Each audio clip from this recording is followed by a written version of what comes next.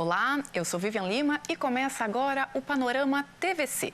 Aqui você acompanha todas as informações, tudo o que acontece no Legislativo riopretense e também confere entrevistas sobre assuntos que movimentam a cidade. No programa de hoje, você vai ficar por dentro do trabalho das comissões especiais de inquérito que tramitam na Câmara Municipal. Também vai saber mais sobre a previsão orçamentária do município para 2022. E ainda vai conferir entrevista ao vivo sobre as mudanças trazidas pela reforma eleitoral promulgada há poucos dias. Mas a gente começa trazendo as informações sobre as propostas que foram protocoladas recentemente na diretoria legislativa.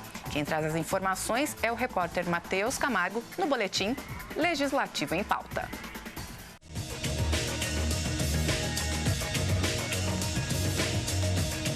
Olá, eu falo agora das propostas que foram protocoladas aqui na diretoria legislativa da Câmara Municipal de São José do Rio Preto na última semana. A primeira proposta é de autoria do Executivo. É um projeto de lei que outorga o uso sob forma de concessão administrativa de imóvel público municipal em favor do Centro Comunitário Grande Família do Cristo Rei. Outro projeto protocolado também do Executivo autoriza o município a prorrogar contrato de serviço público de transporte coletivo urbano. Ainda foram protocoladas 49 projetos de lei que dizem respeito a denominações de vias e locais públicos em Rio Preto. Também deram entrada aqui na diretoria legislativa da Câmara 2 projetos de lei complementar, ambos do Executivo. Um que proíbe o uso de veículos de carga por tração animal e outro que autoriza a Rio Preto Prev a alienar imóveis. Também foram protocoladas 80 indicações, 8 moções e 38 requerimentos. Você pode acompanhar toda a atividade legislativa da Câmara no site do Poder Legislativo, www.riopreto.sp.leg.br. Matheus Camargo para a TV Câmara, o canal do Legislativo.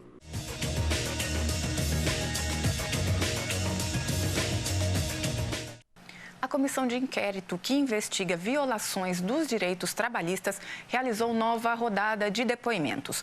O objetivo era apurar denúncia de que uma empresa estaria exigindo de que funcionários paguem por curso de especialização sob pena de demissão. A TV Câmara acompanhou os trabalhos. Veja como foi. A comissão que investiga denúncias de violações trabalhistas por empresas terceirizadas do município desistiu da oitiva da representante da Gold Care, após descoberta de que a depoente não é funcionária da empresa, mas sim prestadora de serviço. A Gold Care foi convocada para explicar denúncia de que estaria exigindo de funcionárias da educação especial o pagamento de um curso técnico na área de saúde, sob pena de demissão. Além disso, a SEI recebeu denúncias de direitos trabalhistas em atraso, além de ter reduzido o valor do ticket alimentação, após a anuência de um sindicato que não existiria. O presidente da comissão, João Paulo Rilo, decidiu por novas convocações para esclarecer o caso. O objetivo hoje era ouvir a empresa em relação a uma denúncia, que as cuidadoras contratadas para ajudar na educação especial, elas relataram para a CPI que iniciaram um contrato, depois no meio do contrato a empresa passou a exigir um curso técnico voltado para a área da saúde para que elas continuassem. E se elas não fizessem, elas seriam demitidas.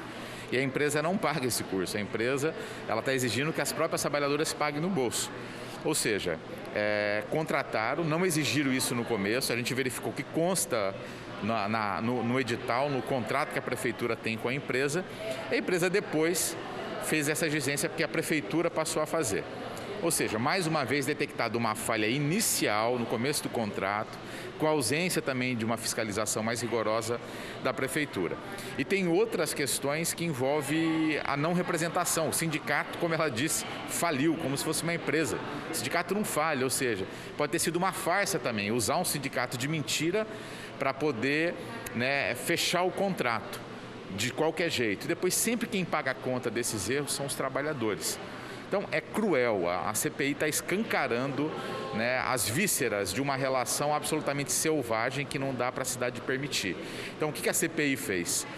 A representante da empresa não deu conta de responder. Ela é uma representante distante. nós praticamente cancelamos o depoimento de hoje e vamos convocar, já aprovou a convocação dos donos da empresa, da pregoeira e da gestora do contrato na educação. Essa é a síntese da reunião de hoje.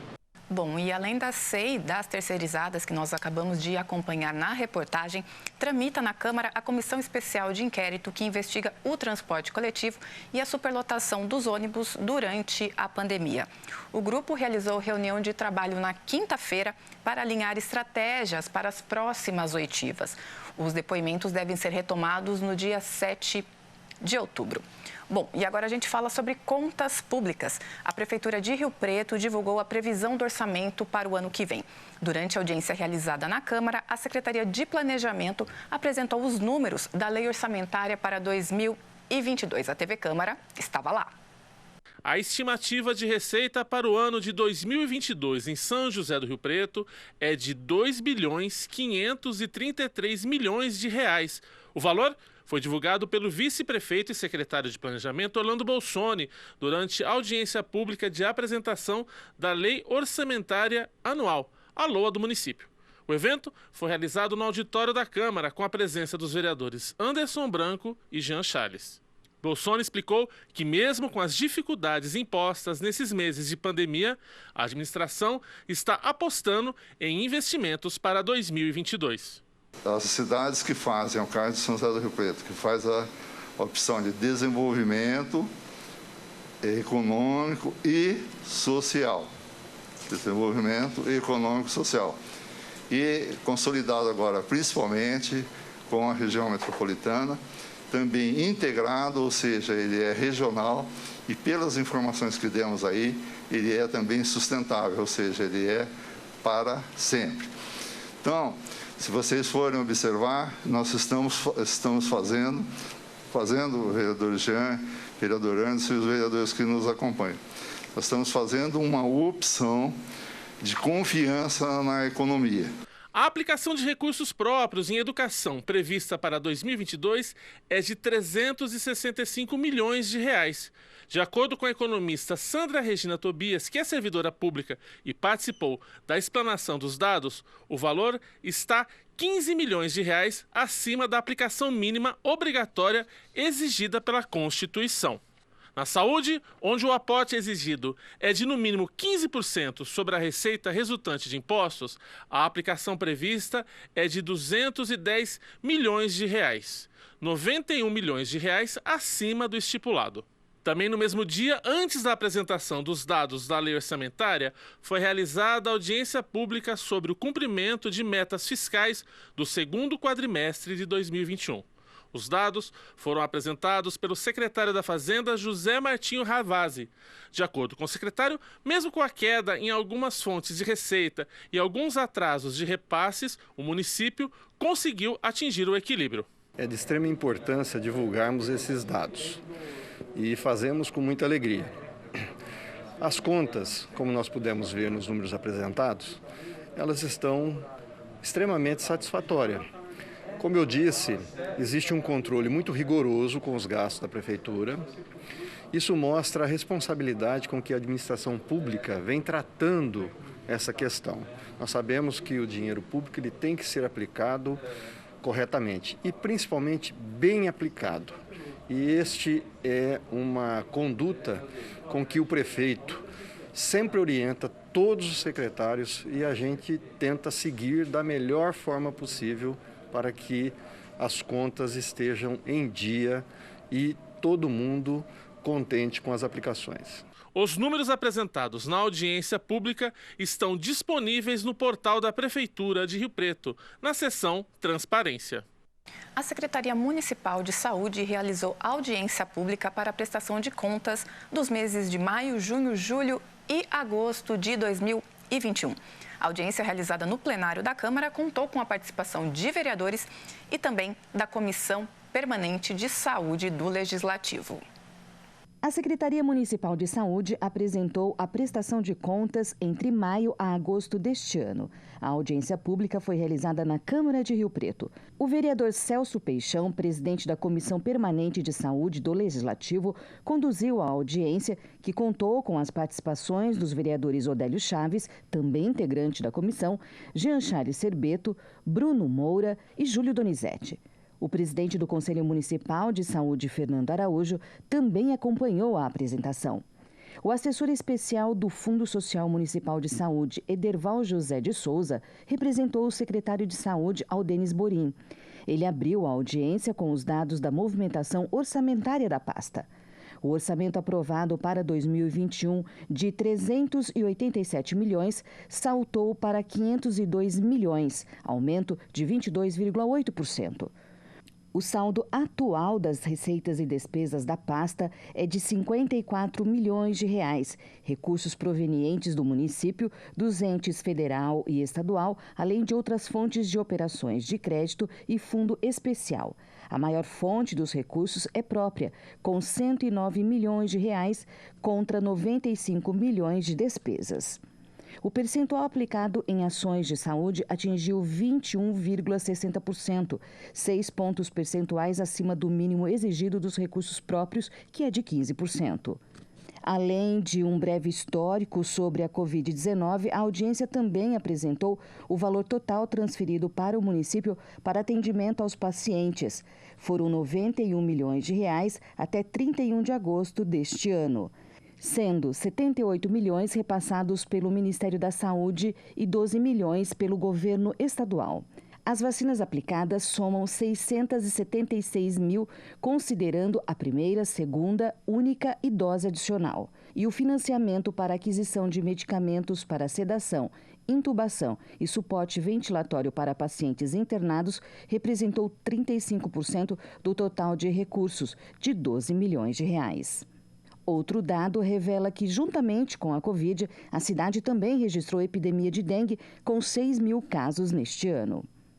O Disque Saúde registrou 6 vezes mais atendimentos de maio a agosto de 2021, em comparação com o mesmo período de 2020. A obtenção de informação sobre vacinação foram 693 ligações, atendimento 228 e sobre o coronavírus 160. Foram as maiores motivações dos contatos da população com relação às denúncias. Questões sobre o coronavírus responderam por 42,6% dos telefonemas.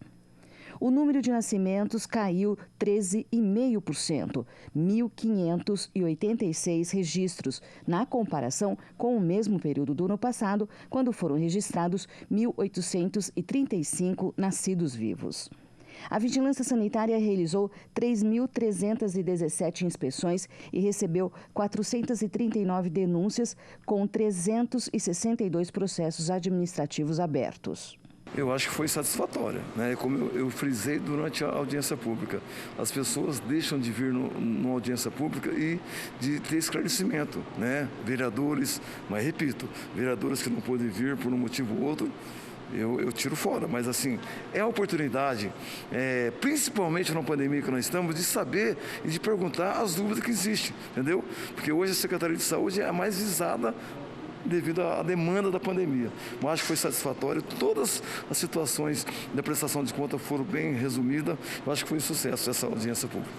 O relatório completo com a prestação de contas da saúde pode ser acessado em gestão.saude.riopreto.sp.gov.br/transparência/.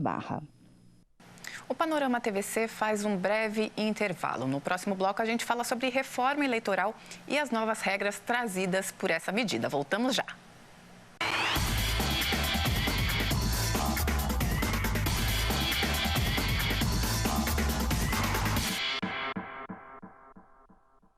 Esta é a Câmara Municipal de São José do Rio Preto, a sede do Poder Legislativo na cidade.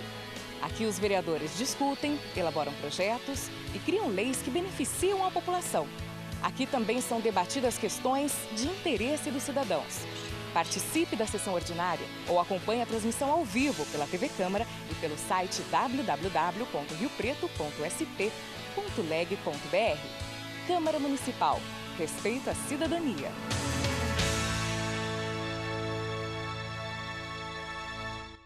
Coronavírus. O que você precisa saber e fazer?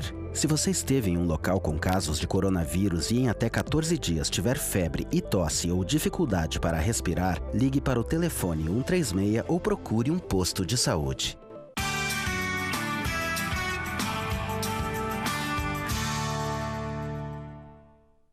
Você sabe o que é cláusula? Cláusula é a parte de um contrato ou documento, público ou privado, que contém uma disposição especial, particular de um tratado ou de um ato. Então, quando você encontrar em um documento a palavra cláusula, significa que o parágrafo escrito especifica algo, coloca uma condição para o cumprimento de algum item.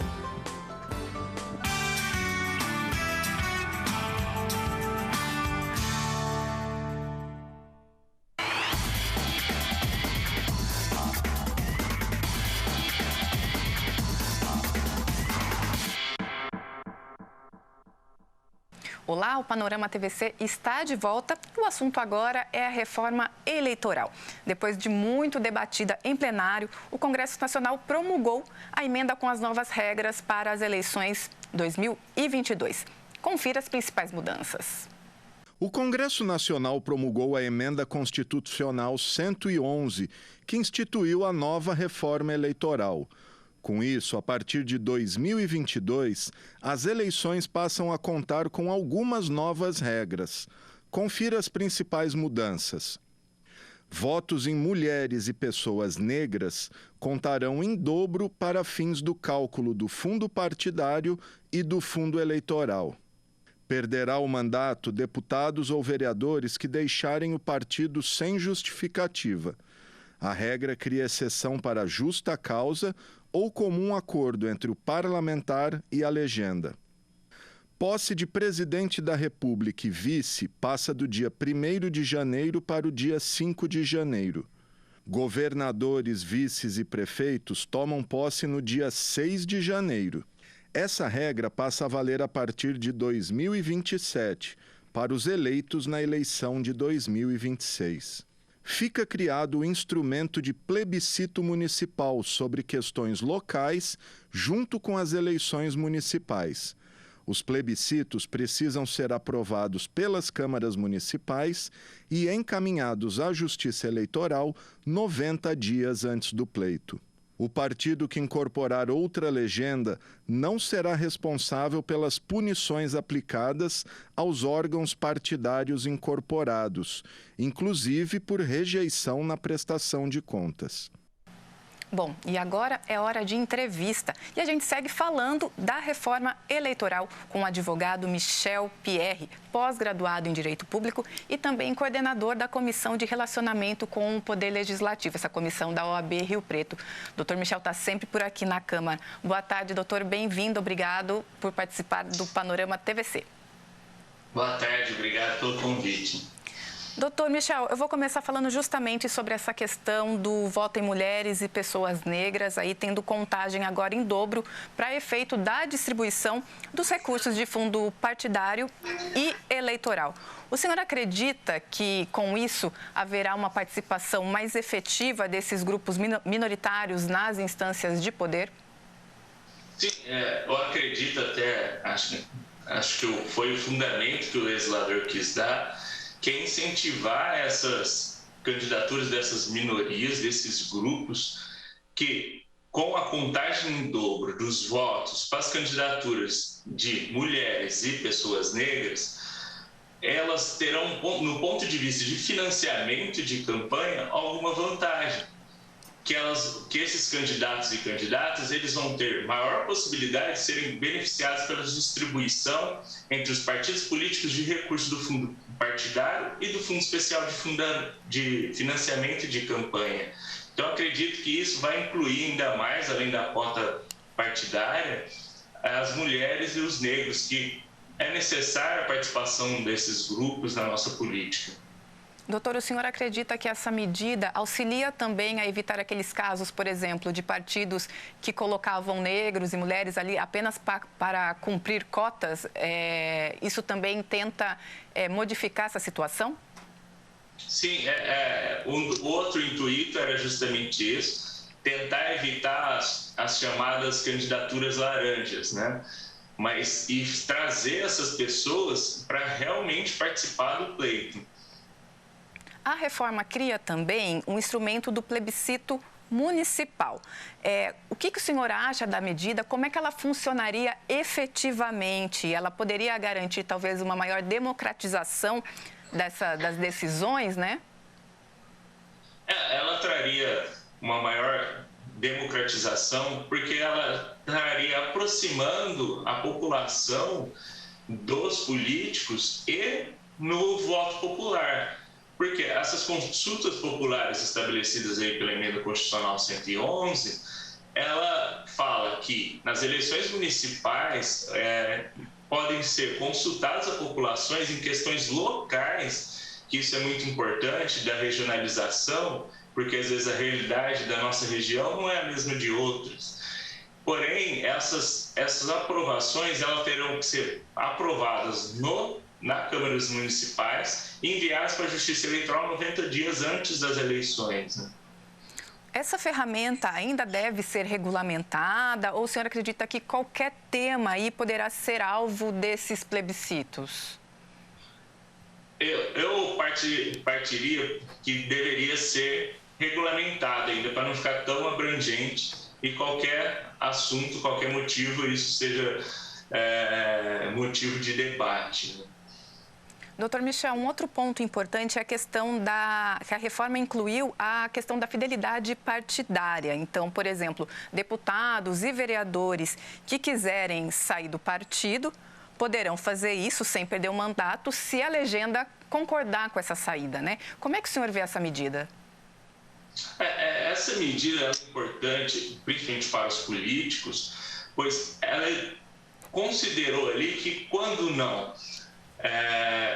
o vereador opte mudar de partido, desde que o partido concorde com isso, ele pode migrar sem perder o mandato. Que antigamente essa regra mantém, mas a gente só tinha um período na janela partidária, né? Agora criaram esse novo mecanismo para que se evite que os políticos percam o mandato durante a gestão deles, né?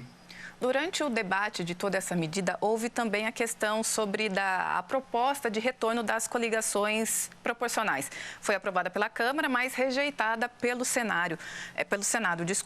Na opinião do senhor, de que maneira o fim das coligações proporcionais contribui aí para o processo eleitoral? O fim das coligações, ela contribui porque ela vai deixar os grandes partidos, eles vão se organizar melhor para ter candidatos que realmente participem do pleito e diminuindo, pode ocorrer com o tempo diminuir partidos pequenos, porque os partidos pequenos vão ter dificuldade de eleger candidatos sem as coligações, né? Doutor Michel, também tem um outro ponto que diz com relação que a legenda que incorporar uma outra não vai precisar se responsabilizar, por exemplo, sobre as punições aplicadas, né, àquele grupo que foi incorporado. Como é que o senhor vê essa medida? Essa medida também foi interessante, porque ela ficou restrita a quem era vamos dizer assim, o gestor, o presidente do partido, aos responsáveis do partido no período. E agora ela vai acompanhar o responsável e não o partido, né? Então é interessante porque isso às vezes acontecia de uma fusão e infelizmente o novo partido carregar toda essa responsabilidade junto, né? Que eu acho que seria inviável para alguns partidos. Doutor Michel, essas medidas valem já a partir para as eleições de 2022. O senhor acha que elas podem provocar um burburinho ou os partidos já estavam esperando por isso, já estão acomodados? Como é que o senhor vê os efeitos dessas novas normas já para a próxima eleição? Essa reforma até foi uma reforma enxuta do que a gente costuma ver, né? Respeitando aí o princípio da anuabilidade que tem que ser aprovado um ano antes das eleições, E acredito que a maioria dos partidos já consideravam essas questões, então eles já estão se adequando, porque as coligações, por exemplo, já não existiam, a gente já tinha a questão das cotas, porém agora houve uma supervalorização das cotas de negro e de mulheres. Então, acredito que vai ser bom para o sistema eleitoral e os partidos já estão se organizando acerca disso, né? Doutor Michel, numa leitura mais global, né, de toda essa reforma, o que o senhor aponta aí de vantagens, desvantagens ou temas talvez que ficaram de fora? Um ponto que eu acredito que deveria já ter definido é a questão da coligação, né? Porque é uma questão que sempre vem em volta do debate, né? Há muitas críticas, principalmente quando há partidos pequenos envolvidos, né? Mas ela trouxe várias vantagens, igual eu acho muito interessante essa questão e acho que foi a principal mudança, que é a questão dessa vantagem dos candidatos negros e das candidatas mulheres, né? E essa questão do mandato dos deputados e vereadores de mudarem do partido com concordância, porque às vezes aquele partido às vezes não segue mais a ideologia ou não é a ideologia daquele candidato e ele não poderia ser prejudicado por isso, né? Dona Michel, a gente está chegando ao fim da nossa entrevista. Queria que o senhor deixasse um recado final para os nossos telespectadores. Quem quiser saber mais, talvez, sobre os pontos da reforma, que fontes poderia buscar? E se o senhor teria algum recado também para os partidos, né, para as legendas, sobre pontos de ficar atento, né, para o cumprimento das novas normas. Sobre o cumprimento das novas normas, os partidos têm que se adequar já nas eleições de 2022, né, observando sempre a legislação, agora que essa emenda, que é uma emenda à Constituição número 111, né, que alterou alguns artigos ali da Constituição. Então, eles precisam observar para cumprir essas regras, porque às vezes, por exemplo, na questão dos candidatos negros e das candidatas mulheres, se tiver fora ali da cota, pode às vezes derrubar a chapa inteira na eleição proporcional, né? A fonte eu ia citar a legislação mesmo, a emenda na íntegra, né? Mas aí já um pouco voltada para quem é da área do direito, né? Perfeito. Doutor Michel Kevin Pierre, muito obrigado por sua participação, muito obrigado por esclarecer os principais pontos dessa reforma eleitoral. Bom, a gente dá sequência aqui ao Panorama TVC de hoje, falando sobre o Parlamento Regional Metropolitano. Representantes do Tribunal de Contas do Estado de São Paulo foram convidados da 5ª reunião do Parlamento Regional. O encontro foi realizado na sede do Legislativo riopretense. Confira na reportagem. A Câmara de São José do Rio Preto sediou mais um encontro do Parlamento Regional Metropolitano. A 5ª reunião do colegiado teve como tema boas práticas na gestão das câmaras municipais. O palestrante convidado foi Dimas Ramalho, conselheiro do Tribunal de Contas do Estado de São Paulo. Quem também participou do encontro foi Namir Neves, diretor da Unidade Regional do Tribunal de Contas em Rio Preto. Na condução da reunião estavam o líder do Parlamento Regional e presidente da Câmara de Rio Preto, o vereador Pedro Roberto, e a primeira vice-presidente do colegiado, Sônia Beolk, presidente da Câmara de Ibirá. Planejamento adequado do orçamento, critérios para a aplicação de gratificações e gestão de recursos humanos estiveram entre os temas abordados por Dimas Ramalho. Durante a visita a Rio Preto, o conselheiro do TCE também destacou a importância dos agrupamentos municipais para a administração pública. Cada dia mais os interesses são comuns entre os municípios. Um parlamento regional, como Rio Preto, como Ribeirão, como Campinas, uma região metropolitana, ela discute a questão dos resíduos sólidos, a questão do meio ambiente, a questão do transporte coletivo. Não existe mais um município sozinho. Rio Preto, pela importância que tem, pela força que atrai os municípios da região, deve colaborar com todos os municípios como sendo um polo indutor de desenvolvimento. E também aprender com os pequenos municípios. Porque se é verdade que o município grande é importante, o município grande depende do quê? Dos municípios pequenos também, que compram, que utilizam serviços, que fazem a força regional. O Parlamento Regional congrega vereadores das 37 cidades da região metropolitana de São José do Rio Preto. A próxima reunião do grupo deve ser realizada no dia 29 de outubro, na cidade de Mirassol. Em Rio Preto, o Instituto Federal realiza ao longo deste mês audiências públicas para definir novos cursos que serão implantados na cidade. Uma reportagem da TV Câmara traz as informações para quem quiser participar dos encontros. Confira. O campus do Instituto Federal em Rio Preto vai ampliar a lista de cursos técnicos que serão implantados na cidade. Para definir os novos eixos de ensino, a direção da instituição vai promover consultas públicas. A primeira será realizada por meio de audiência no dia 4 de outubro. As sugestões iniciais serão apresentadas pela equipe do Instituto, com base nas necessidades do mercado local. Nós iniciamos um diálogo muito grande, vamos dizer assim, com entidades, arranjos produtivos locais, sociais e culturais, no sentido de verificar demandas específicas da cidade.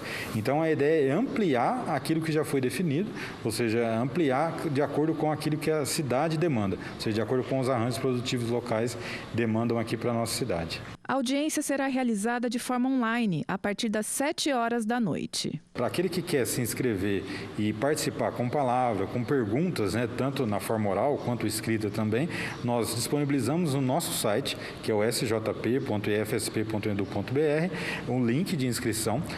A pessoa pode se inscrever até o dia da audiência mesmo, no dia 4, até às 5 horas da tarde. Ela pode se inscrever, que aí, de acordo com a quantidade de inscritos, claro, nós iremos organizar o processo para que a pessoa possa perguntar. Mas aqueles que só querem assistir o processo, a gente vai transmitir também ao vivo pelo nosso YouTube, canal do YouTube do campus. O diretor do campus destaca que a consulta pública para a definição dos novos cursos será realizada em várias etapas. Após essa apresentação que vai ser feita no dia 4, nós disponibilizaremos um novo formulário em que a comunidade poderá opinar sobre essa proposta com sugestões, críticas, e nós retornaremos numa outra audiência pública que está previamente agendada para o dia 22 de outubro, para que nós possamos fazer a consolidação dos eixos e cursos. Em Rio Preto, o Instituto Federal ocupa o prédio do antigo Cefam, no Jardim Congonhas. O local foi reformado e agora está sendo equipado. Já se sabe que parte dessa estrutura vai atender atividades do eixo de produção cultural e design, segmento que foi definido em 2018. Na ocasião, foram estabelecidos os primeiros cursos do Instituto, de técnico de produção em áudio e vídeo, integrado com o ensino médio, e de técnico em artes visuais. A expectativa é que o Instituto comece a ofertar os cursos técnicos a partir de 2022. Por enquanto, a instituição investe em atividades de curta duração na modalidade à distância. E lembrando que nós estamos também desde agosto com nossos cursos de extensão acontecendo, Então, de maneira remota, claro, mas nós temos mais de 700 alunos atualmente aqui no nosso campus. E a Unesp está com inscrição aberta para o vestibular. São mais de 7 mil vagas em todo o estado. Vamos com a repórter Jaqueline Casanova para saber mais detalhes. Olá, a Unesp, Universidade Estadual Paulista, está com inscrição aberta para o vestibular até esta quinta-feira, dia 7 de outubro. São mais de 7 mil vagas para diversos cursos em várias cidades do estado de São Paulo. Em Rio Preto, são 460 vagas para os cursos de computação, biologia, engenharia de alimentos, física, letras, tradutor, matemática, pedagogia e química. A inscrição pode ser feita no site da Fundação VUNESP, www.vunesp.com.br. O manual também com o conteúdo programático do que vai cair no vestibular também pode ser baixado desse site da Fundação VUNESP. O valor da inscrição para o vestibular é de R$ 180. Quem está matriculado no último ano do ensino médio ou é aluno do Centro Paula Souza, a inscrição custa R$ 45. E essa redução pode ser pedida também até esta quinta-feira, dia 7 de outubro. Jaqueline Casanova para a TV Câmara, o canal do Legislativo. O Panorama TVC faz mais um breve intervalo. Na volta, nós vamos falar sobre ações voltadas à população idosa. Até já!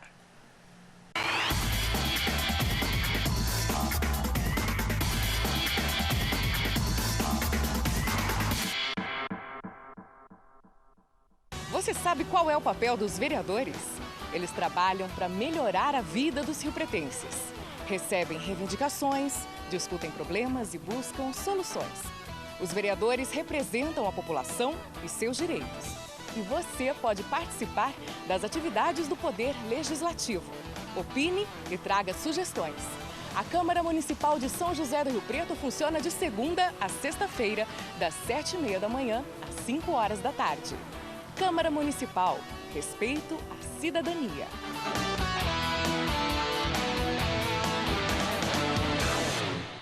Quanto mais mochilas se fecham, mais oportunidades se abrem para todos. Sua colaboração não financia só mais um caderno. Quando você doa, dá a chance para milhares de crianças e adolescentes continuarem estudando. Colabore e veja como você constrói essa história. lbv.org/nota 10. Proteger a infância é acreditar no futuro.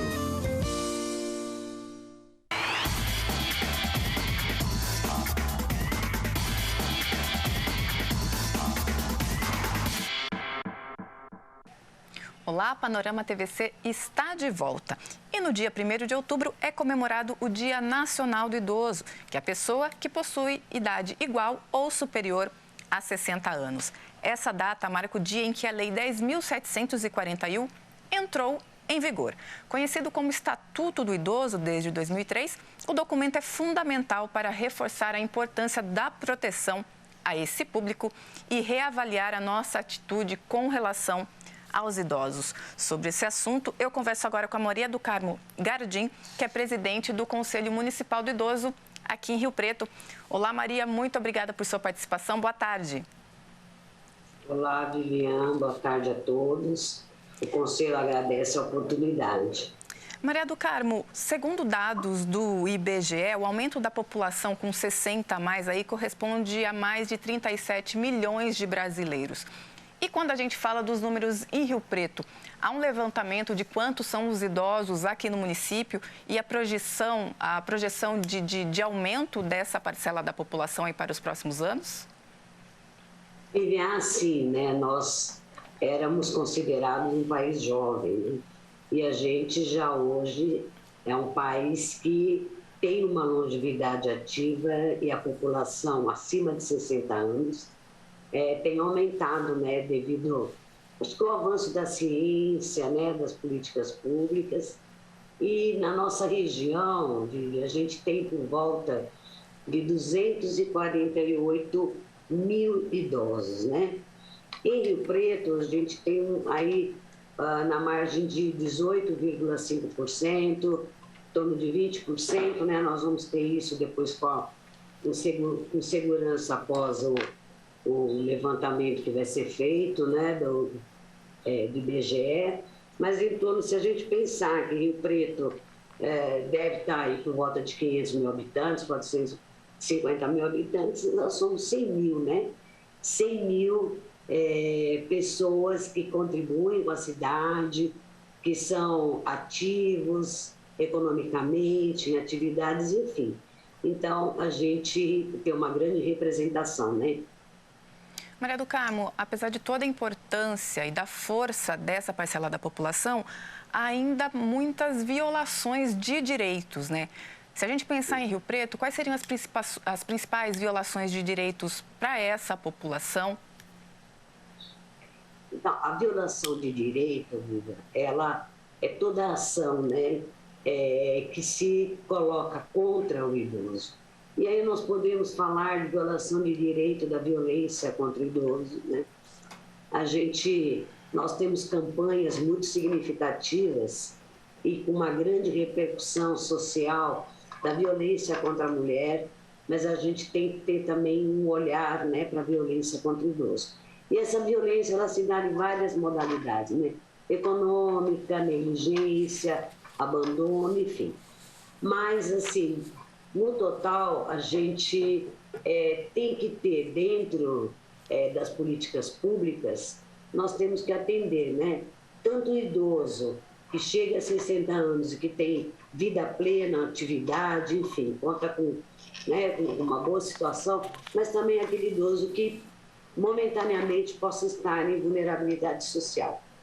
E aí eu diria a você que seria muito importante, e é uma preocupação do Conselho, e a gente vem dialogando muito com a Secretaria de Assistência Social, com o comitê que nós temos, que já funciona na cidade, enfim, para que a gente possa aumentar as políticas públicas, né? Uma vez que aumenta a demanda dessa população, nós também temos que aumentar a capacidade de atendimento. Então, uma das preocupações nossa e também que a gente vem discutindo com a assistência social são mais vagas para o centro-dia, sabe, Vivian? Então, assim, afastar o idoso da família, colocar numa instituição na permanência, isso também é algo que não tem um dano também muito grande, né? Se a gente considerar que ele fica afastado da vizinhança, da casa, enfim. Então, o centro-dia, ela vem atender, de uma forma bastante efetiva, para que a família, ele possa estar num lugar bem acolhido, sendo assistido, tendo todas as suas necessidades, aquele idoso que realmente precisa de atendimento especializado. E no final do dia ele possa voltar para casa.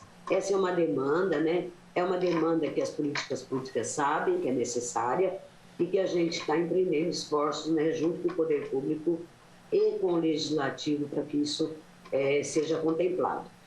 Também seria importante, Viviane, os centros de convivência do idoso, que são locais onde você pode agregar, acolher, levar atividades das mais variadas, desde esporte, cultura, lazer, enfim. E que nesse local possa oferecer também palestras, enfim, se possa levar qualidade de vida e um local de acolhimento, onde a gente possa se encontrar e ter alegria, e ter o baile, e ter atividade, que tudo isso é vida e faz com que a longevidade realmente aconteça. Maria do Carmo, Rio Preto é considerada uma cidade amiga do idoso.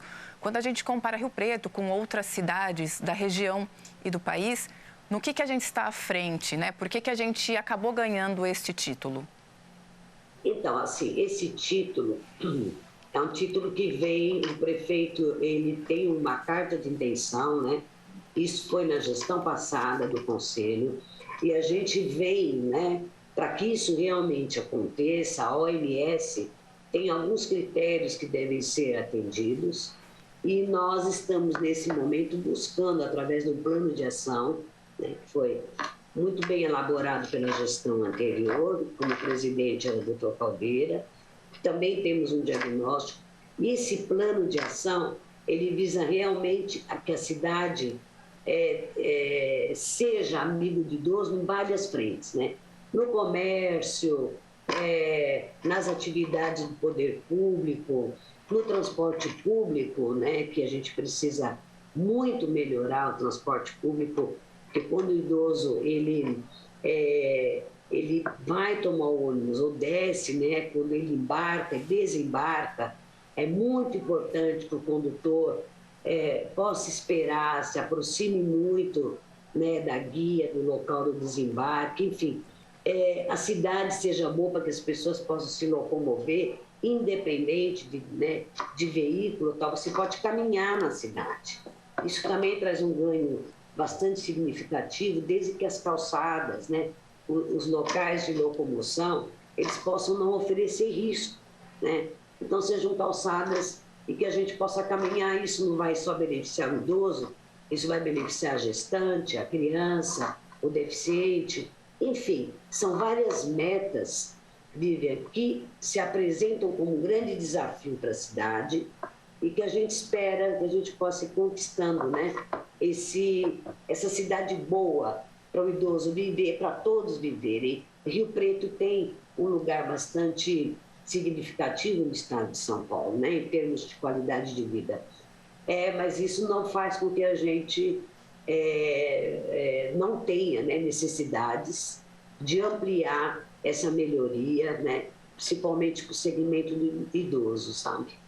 Maria do Carmo, em 2015, a OMS publicou que envelhecer é uma conquista e um direito da humanidade. E em 2021, a mesma OMS classificou a velhice como doença.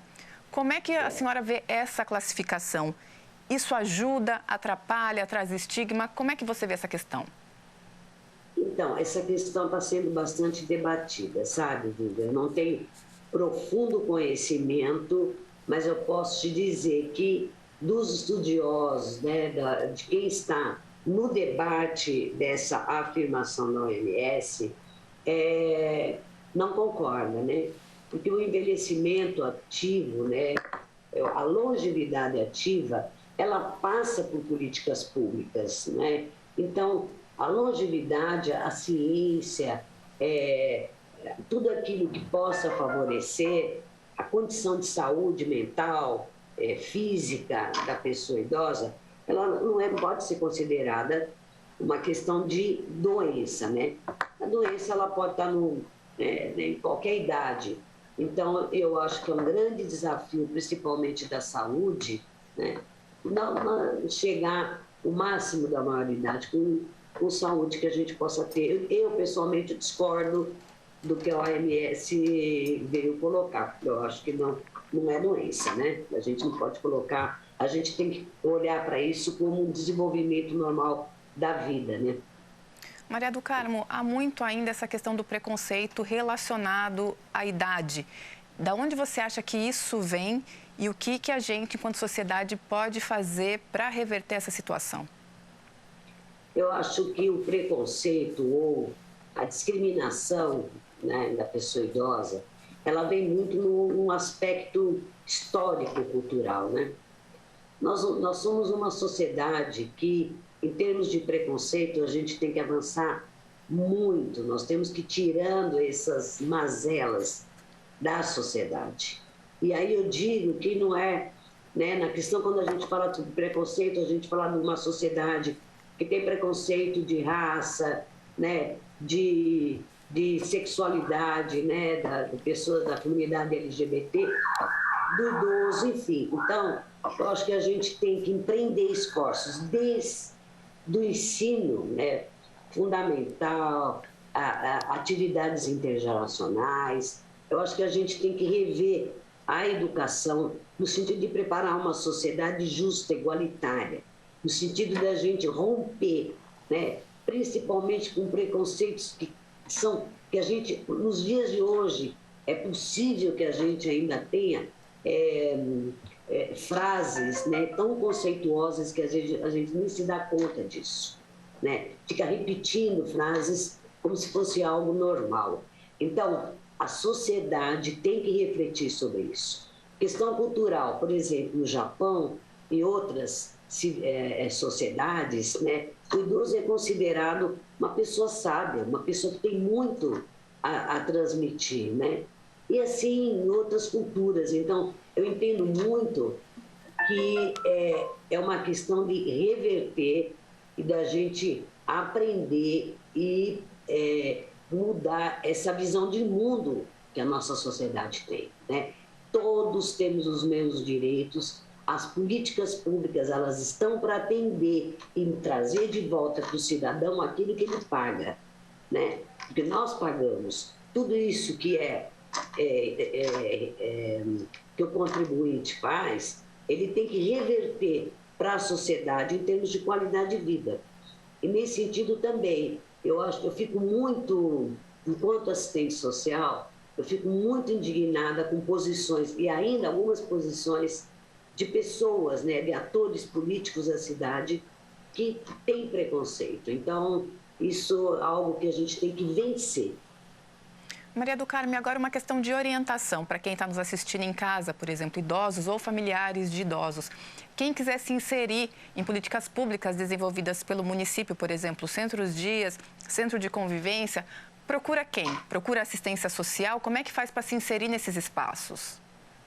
Isso, olha, a assistência social dentro das políticas públicas que oferece tanto no sentido de uma vaga numa instituição, isso tem que passar por todo um estudo técnico, né?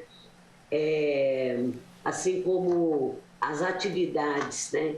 Então, a cultura também oferece muitas atividades, né? O esporte, mas assim, buscar, assim, procure o CRAS, né, o CRAS, que é a porta de entrada da assistência social, nós temos 13 CRAS no bairro, na cidade, é onde você vai receber toda a orientação. Seria talvez o mecanismo mais indicado e mais fácil, né, para vagas, levar uma questão de conflito, enfim. Então, que busquem o CRAS. Para finalizar, Maria do Carmo, vamos falar um pouquinho sobre o Conselho, o trabalho desta instituição. Quais são as ações do Conselho? O Conselho é um órgão apto a receber, por exemplo, denúncias de violações de direitos. Explica para a gente como é que funciona esse órgão. Então, o Conselho do Idoso, assim como os demais conselhos que estão para a sociedade como órgão de controle social, então, o Conselho do Idoso, ele não recebe denúncia assim, de uma violação de direito de um idoso que está sofrendo. Essa denúncia deve ser feita à delegacia especializada do idoso, né? Porque aqui a gente tem a DDM. Essa é uma situação. O CREAS, ele também recebe algumas denúncias, né? Que é o Centro de Referência Especializado da Assistência Social. O que o nosso conselho é responsável. Então, por exemplo, alguma denúncia em instituições que tanto são parceiras do poder público como as privadas, né? Nós temos em Rio Preto 45 instituições de longa permanência que são privadas e temos 4 que são parcerias com o poder público. Essas instituições, sim, são acompanhadas sistematicamente pelo Conselho e, caso haja alguma denúncia, nós vamos verificar, né, essa denúncia.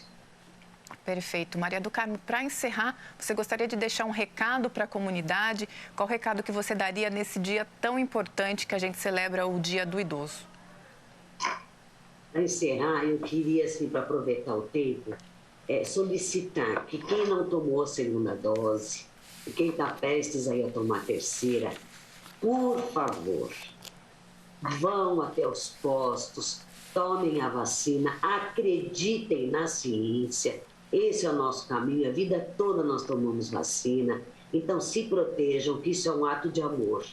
Então, proteja-se e proteja os demais. E com isso nós vamos continuar, né, com muita vontade de viver, prestando a toda a nossa participação nessa sociedade, com a família, com os amigos, enfim. Então, eu peço muito que não acreditem em fake news. Vamos pela verdade, vamos pela ciência e vamos tomar vacina.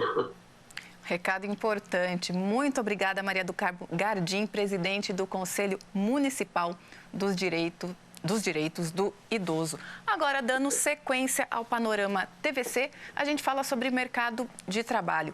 O Balcão de Empregos da Prefeitura de Rio Preto anuncia mais de 600 oportunidades de trabalho nesta semana. O destaque são as vagas para consultor externo. Confira. O Balcão de Empregos da Prefeitura de Rio Preto está com 643 vagas disponíveis entre postos temporários, permanentes e estágios. Nessa semana, destaque para os seguintes cargos: ajudante de operador de balança, 10 vagas; auxiliar de carga e descarga, 8 vagas; caldeireiro, 3 vagas; consultor externo, 20 vagas; motorista entregador, 15 vagas. A lista completa para todos os postos ofertados você encontra no site da Câmara Municipal, que é riopreto.sp.leg.br. No menu que fica na lateral do portal, basta clicar em Utilidade Pública e, na sequência, Balcão de Empregos.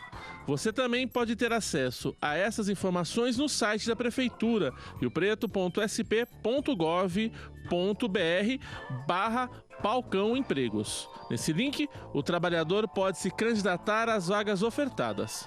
Quem tiver dúvida pode procurar a Secretaria Municipal do Trabalho. O telefone é 3211-4950. Bom, e é sempre importante a gente saber sobre a legislação da nossa cidade. Então, hoje no quadro É Lei em Rio Preto, você fica por dentro de uma norma que visa combater a violência doméstica. Confira.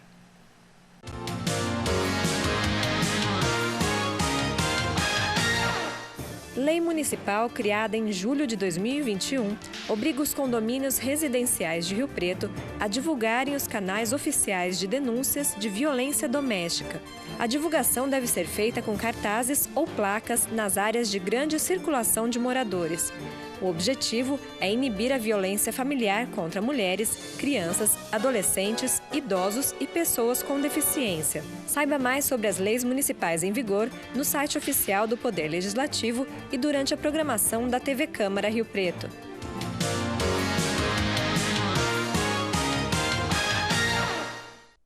Esta edição do Panorama TVC está chegando ao fim. Se você quiser rever esse programa, basta acessar o nosso canal no YouTube.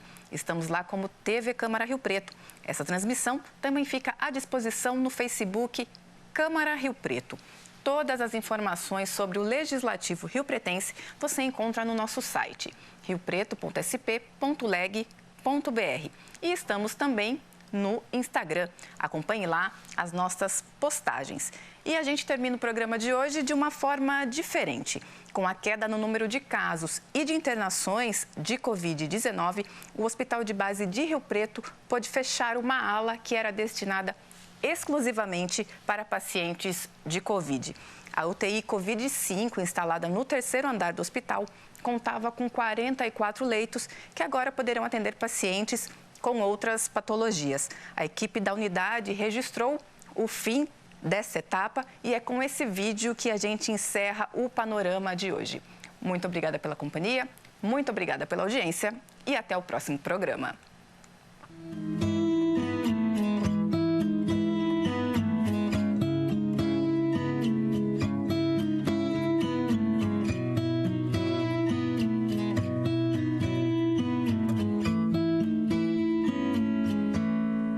Love, it can hurt.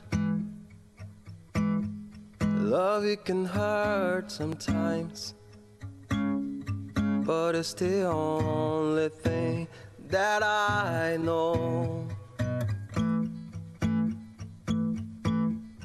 When it gets hard, you know it can get hard sometimes. It is the only thing that makes us feel alive.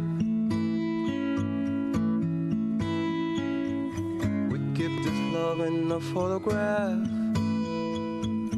We made these memories for ourselves, where our eyes never closing, heart are never broken, time forever frozen still. So you can keep me inside the pocket of your ripped jeans, holding me close into your eyes. Me, you won't ever be alone. Wait for me to come home. Love, it can heal.